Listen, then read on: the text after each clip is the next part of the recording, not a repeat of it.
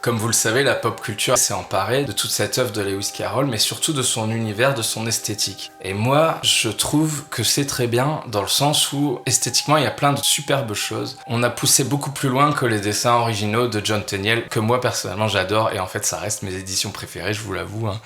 Mais par exemple, vous avez le jeu Alice Madness, mais vous avez plein de choses, vous avez plein d'artistes qui s'approprient cet univers, et moi j'aime beaucoup, j'aime vraiment, mais je reste attaché au génie que j'ai découvert chez Lewis Carroll en lisant pour la première fois, tout en trouvant, et c'est là où je voulais en venir, la première fois, il manquait en fait tout un tas d'éléments qui étaient apportés, mais par la pop culture en fait. Donc j'étais pris dans ce truc où je me disais, mais c'est vraiment dommage, ce livre a une idée géniale, mais il manque un peu d'enjeu, et il manque un peu de ce que lui apportait la pop culture, puisque vous avez des versions d'Alice maintenant qui prennent simplement l'univers en faisant comme si chacun avait des intentions bien définies, et que les personnages avaient leur personnalité, tout ce que vous ne trouverez pas vraiment chez Lewis Carroll. Il y a peu d'identité stable, puisque le langage est une chose mouvante chez lui, qui fait bouger les lignes en permanence. Et je trouvais ça dommage de pas pouvoir avoir le meilleur des deux mondes. Et c'est une chose qui est difficile à obtenir, évidemment. Et moi, à partir de 15 ans, pendant des années, j'ai fantasmé sur ce qui pourrait être un roman utilisant le concept de Lewis Carroll, faire du langage le centre d'une œuvre, le moteur d'un univers, pour en faire autre chose, pour aller ailleurs.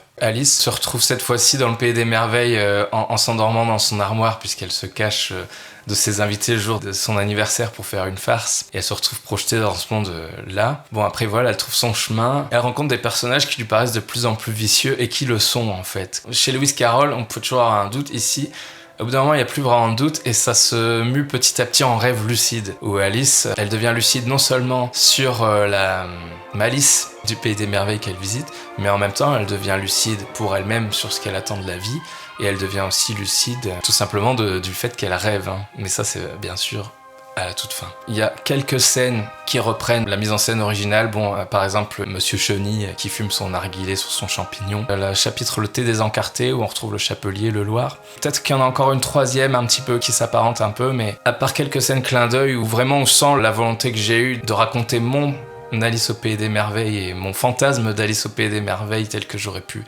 l'imaginer plus jeune ou l'espérer. Il y a des moments où j'utilise le nonsense dans le même esprit, un peu dans le même univers. Il y a des moments où on sent plus un côté satire sociale, image que les enfants se font de la société adulte, et puis tout simplement aussi dans ma propre vie, les différentes choses qui ont pu me faire penser à des choses qui faisaient écho au pays des merveilles, à Alice au pays des merveilles, que j'ai voulu réutiliser puisque c'est quand même mon livre.